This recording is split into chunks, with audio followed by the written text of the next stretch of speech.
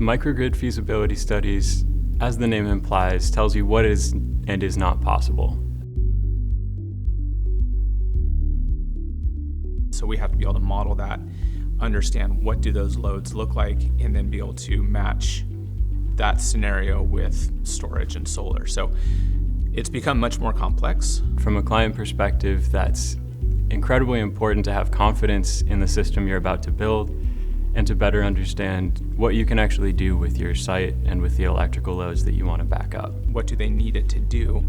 And so understanding those drivers, understanding the expectations, and then kind of looking at and understanding, maybe even tempering some of those expectations is an important part of it. So what's the reality? What can a system really do? Can it provide everything that the customer wants?